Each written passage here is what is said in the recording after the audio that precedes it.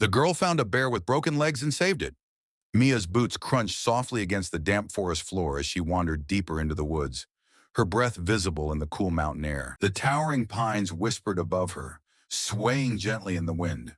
She had been warned countless times about going too far, but today curiosity had won. The sun was already beginning its slow descent, casting long shadows that stretched between the trees. She knew she should turn back soon, but something felt different.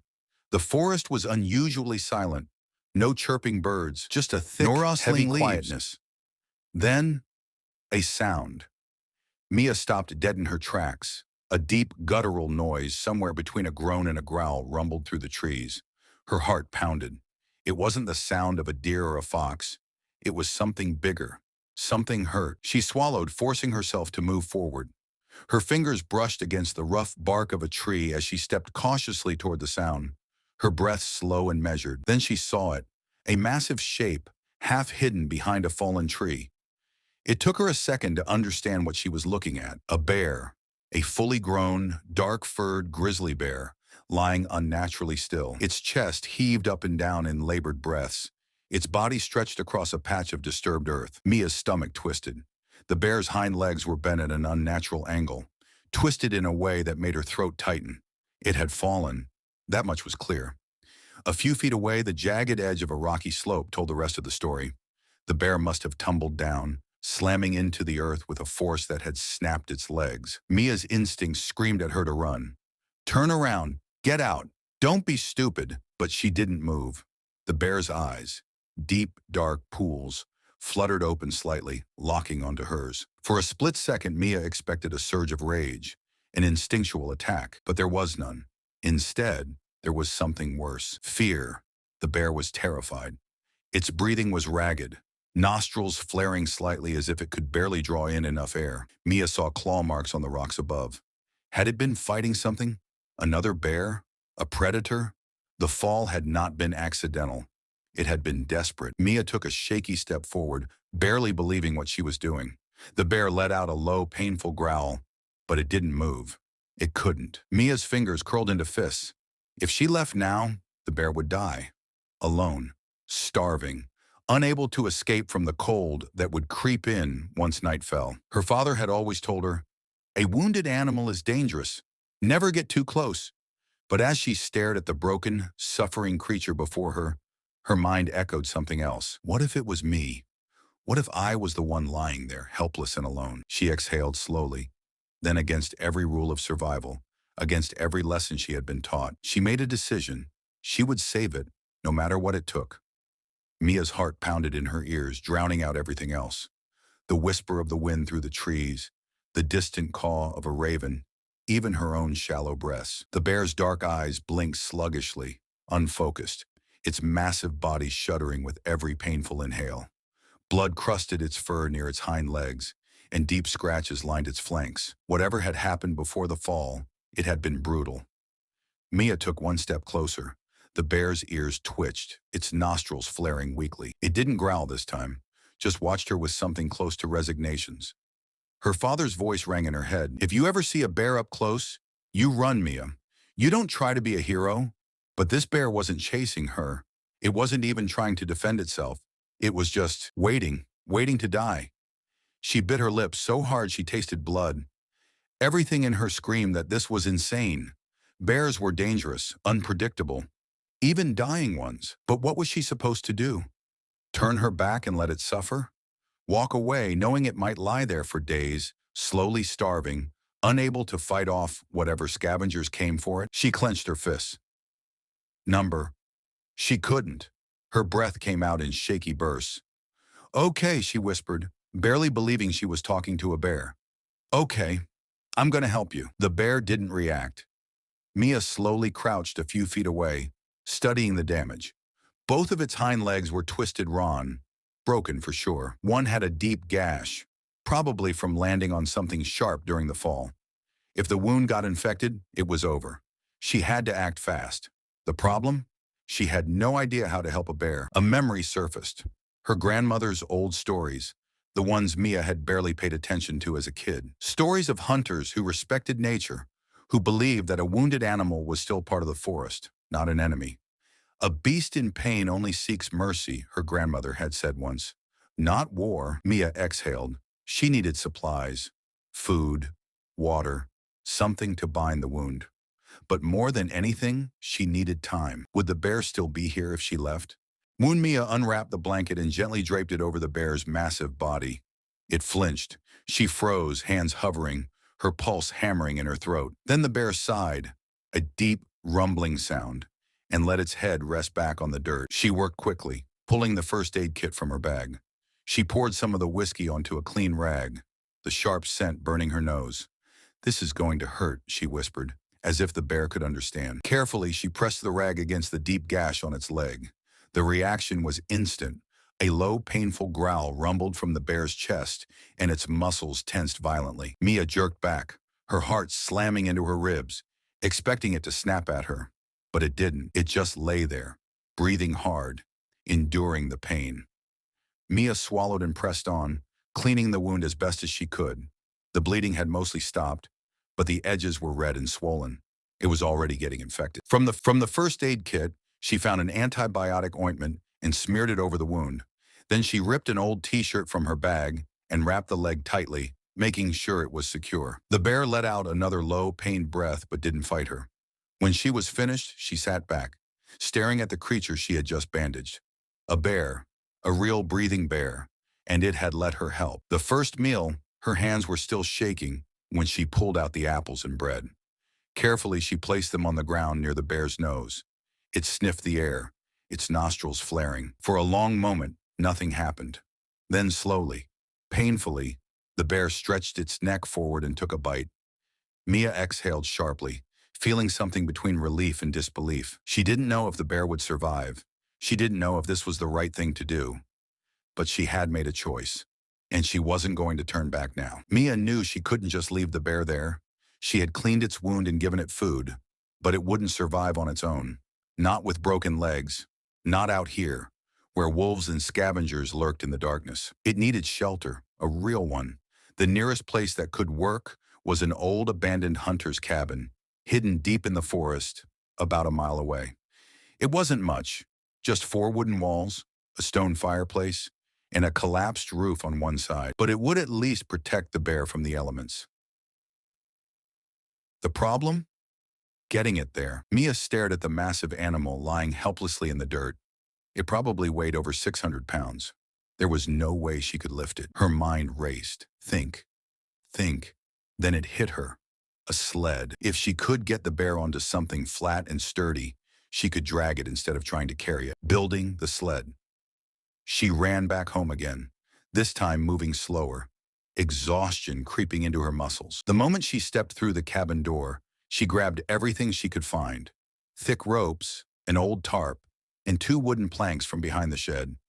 Her father's sled was too small, meant for hauling firewood, but she could build something similar. She worked in the dim glow of the setting sun, tying the planks together with rope and stretching the tarp over them. It wasn't pretty, but it was sturdy enough. Then came the hardest part, getting the bear onto it. Moving the bear back at the clearing, the bear was still alive, but barely moving. It had finished the apples and bread. Its breathing slow, but steady. Mia dropped the sled next to it and took a deep breath. "All right, big guy," she murmured, gripping the edge of the tarp.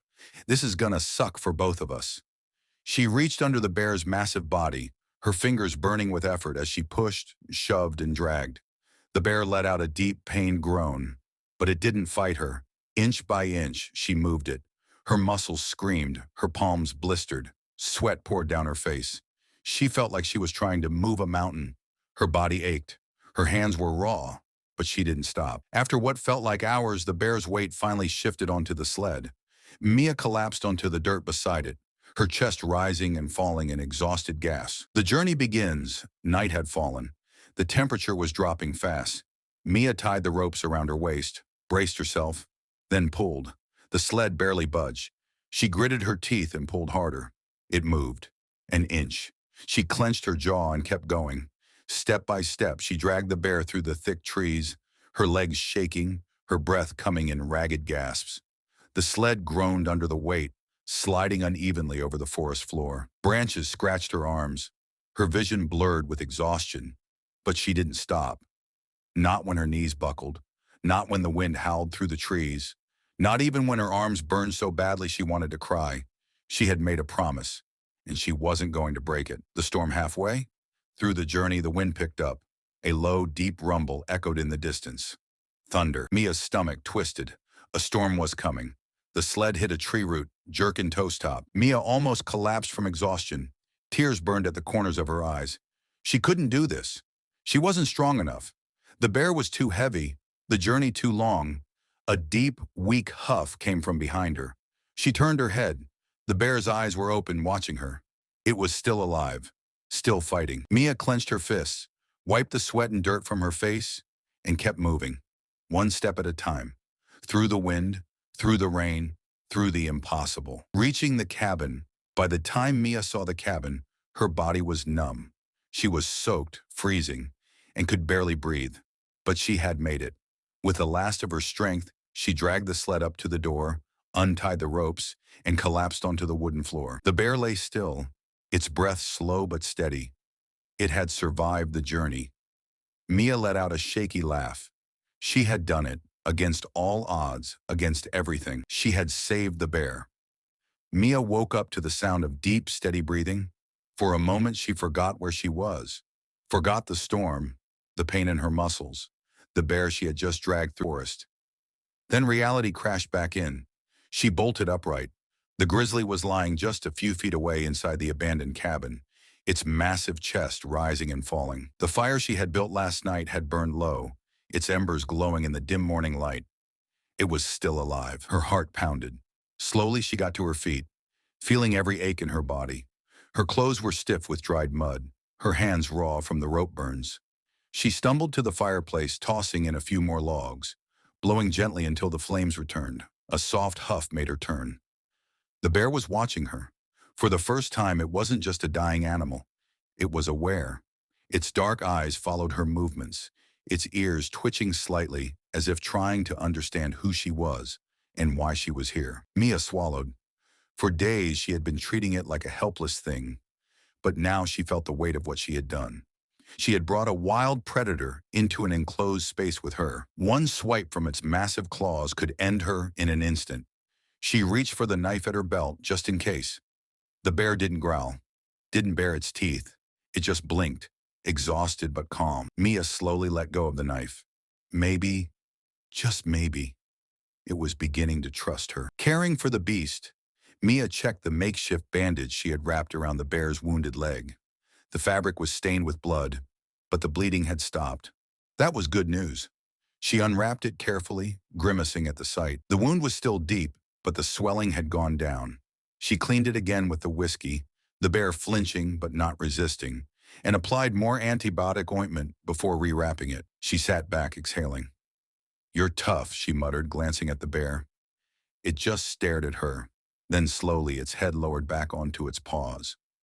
It was letting her help. The first signs of trust. Over the next few days, Mia barely left the cabin. She kept the fire burning, made short trips into the woods to gather food, and even managed to catch a few fish from the nearby stream. She fed the bear apples, berries, and fish, watching as it regained its strength bit by bit. At first, it barely moved. Then one morning, she woke up to find it sitting up. She froze. It wasn't just lying helpless anymore. It was recovering. Their eyes met. Mia expected fear, expected her body to scream at her to run. But something had shifted between them. She wasn't just saving a wild animal anymore. She was caring for it, and the bear. It knew. The moment that changed everything. That night, Mia sat by the fire, wrapping her blistered hands when she felt a presence beside her. She turned her head. The bear had shifted closer, its massive body just inches away. Its fur was rough, tangled, but it no longer looked like a creature waiting to die. Mia held her breath. Then slowly, carefully, the bear lowered its head onto her lap. Her entire body locked up. This was insane. This was dangerous. But as she sat there, feeling the bear's slow, steady breathing, she didn't move away. Instead, she raised a trembling hand and gently ran her fingers through its fur. The bear sighed, its body relaxing. Mia's chest ached with something she couldn't explain. Fear was gone. The bond was real. She had saved the bear, and now it trusted her. Mia knew she couldn't keep the bear hidden forever. For days she had been living in the old hunter's cabin, caring for the injured animal, watching it grow stronger. She had stopped seeing it as just a bear. It was something more now, a survivor, a friend. But the world outside didn't see it that way, and the moment she stepped back into town, she felt it coming. The first warning. It started with whispers. Mia had only meant to slip into the village, grab some supplies from the general store, and leave before anyone noticed her absence. But the moment she walked through the door, she saw the wanted posters nailed to the wall. Not for criminals, for a bear. Her stomach dropped. She stepped closer, her pulse pounding in her ears. The poster was crude but clear. A grizzly had been spotted near the outskirts of town. Someone had found its tracks. And worse, they were organizing a hunting party. Mia swallowed hard. She turned, ready to leave. But then, a voice behind her. Mia? She froze. It was Tom Wesley, one of her father's oldest friends. He stood by the counter, arms crossed, his sharp eyes scanning her like he already knew. "You've been gone a while," he said, his voice slow, careful. Too careful. Mia forced a smile. "Just exploring." Tom didn't smile back. "Have you seen anything out there?" he asked. "Anything big?" Mia's stomach twisted. She shook her head. "No." Tom studied her for a long moment. Then with a slow nod, he turned back to the counter. "If you do, you tell someone. That thing's dangerous." Mia didn't answer. She walked out of the store, her heartbeat pounding in her ears. She had to get back to the bear. Now, the chase begins. By the time she reached the forest, she heard the dogs. Her breath hitched. They were already out there, searching. Mia ran. Branches tore at her arms. Roots threatened to trip her, but she didn't stop. She had to get to the cabin before they did. The bear was still too weak to run. If they found it, they'd kill it. Her legs burned. Her chest ached. Then, gunshots.